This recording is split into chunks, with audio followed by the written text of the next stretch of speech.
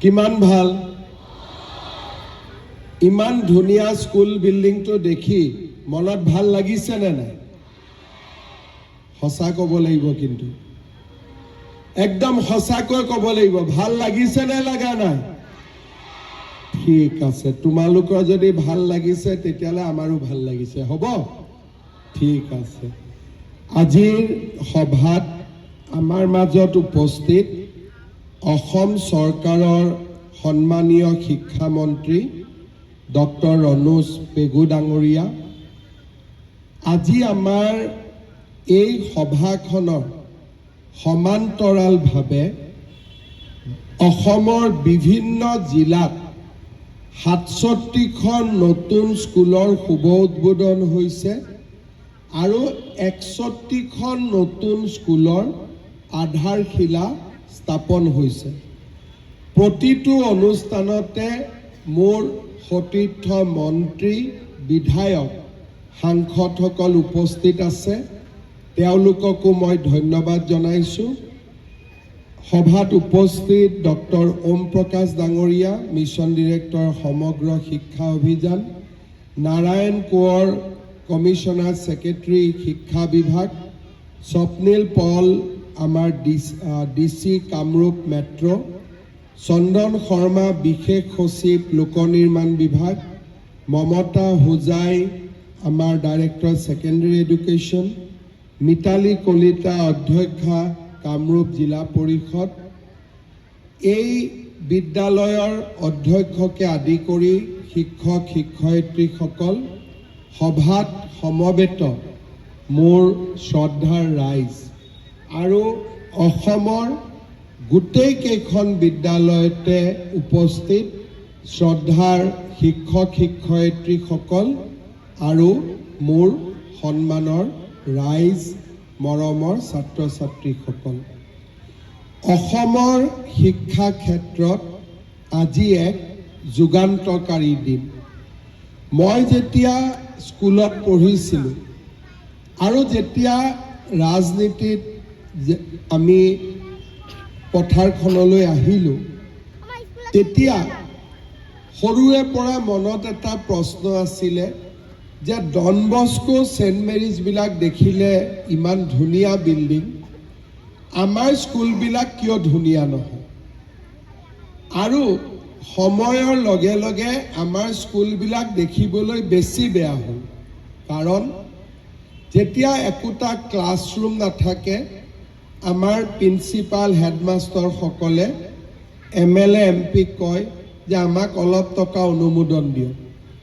MLA MP জনে 2 লাখ টকা দিলে 3 লাখ টকা দিলে লাহে লাহে সৰু সৰু ঘৰ একোটা আমি স্কুলখনৰ চাৰিওফালে বনাই যাওঁ প্লেনিং নাথাকে এটা ডাঙৰ বিল্ডিং আৰু অসম টাইপৰ বিল্ডিং টিং কেইখন দেখিলে গম পায় যে 50 বছৰ আগতে এই টিং লগোৱা হৈছিল বদলি হোৱাই নাই দৰ্জা নাই খিৰিকী নাই বাউণ্ডাৰী ৱাল নাই আৰু সৰু সৰু ঘৰবিলাকে MLA MP জিলা পৰিষদ পঞ্চায়তৰ পৰা লোৱা ঘৰবিলাকে আমাৰ পৰিৱেশবিলাকো বিনষ্ট কৰি পেলাইছিল আৰু যেতিয়া আমাৰ ল'ৰা ছোৱালীয়ে নিজৰ স্কুললৈ আহে আৰু কাষত ডন বস্কো সেণ্ট মেৰিজখন দেখে কৰবাত নহয় কৰবাত আমাৰ ল'ৰা ছোৱালীৰ মনত এটা ইনফেৰিয়ৰিটি কমপ্লেক্স বা হীনমান্যতাৰো আমি শিকাৰ হওঁ 2021 চনত মই অসমৰ মুখ্যমন্ত্ৰী হৈছিলোঁ মোৰ মনত এটা চিন্তা আছিলে যে কেনেকেনো আমি এই স্কুলবিলাক ধুনীয়া কৰিব পাৰোঁ নতুন কৰিব পাৰোঁ 2022 চনত মই স্বাধীনতা দিৱসৰ পতাকা উত্তোলন কৰিছিলোঁ গুৱাহাটীত আৰু সিদিনাখন মই কৈছিলোঁ যে 500খন স্কুল আমি নতুনকৈ বনাম আৰু 5 কোটি টকাকৈ আমি খৰচ কৰিম পিছত হিচাপ কৰি দেখিলোঁ ভাষণটো দি আহি ঘৰত হিচাপ কৰিলোঁ কোনোবাই মোক বুজাই দিছিলে ভাষণ দিয়াৰ সময়ত 250 কোটি টকা লাগিব গতিকে ময়ো ঘোষণা কৰি দিলোঁ। যেতিয়া নামি গৈ অলপ মোৰ চিন্তা হ'ল, মই কেলকুলেটৰত মাৰি চালোঁ, আৰে এইটোতো 2500 কোটি আহে। কওঁতে মই কৈ দিলোঁ। তথাপিতো কেতিয়াবা এনেকুৱা ঘটনা হ'লেও আপুনি সংশোধন কৰিব নোৱাৰে যে মই ইমান কোৱা নাই, মই ইমানহে কৈছোঁ বুলি, কাৰণ বাৰ্তাটো সমাজত গুচি যায়। মই ধৰি ৰাখিলোঁ যে আমি কিবা কৰি কিবা এটা পৰ্যায়ত কৰিম।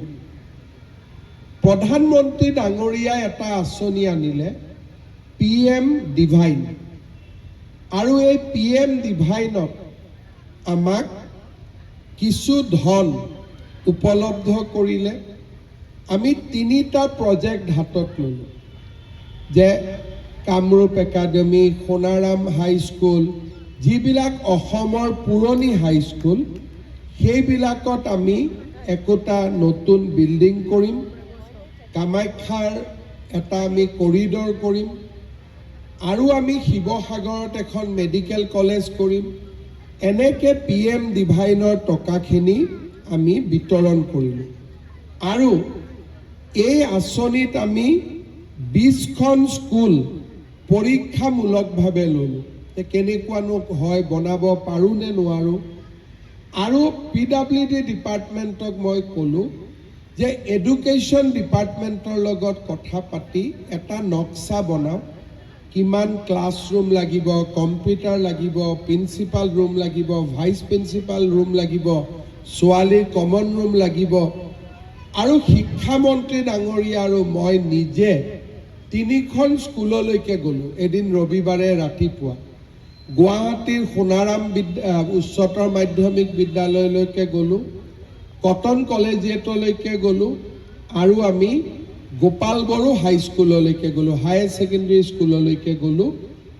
এটা আন্দাজ ল'বৰ কাৰণে যে আমাকনো কিমান ক্লাছৰুম লাগিব। আৰু আন এটা ৰবিবাৰত মই নিজে পঢ়া কামৰূপ একাডেমি স্কুললৈকে গ'লোঁ। এটা ধাৰণা হ'ল, PWD ডিপাৰ্টমেণ্টত তেতিয়া ৰাজ চক্ৰৱৰ্তী আয়ুক্ত আছিল, এতিয়া চন্দন শৰ্মা। আমাৰ এটা ধাৰণা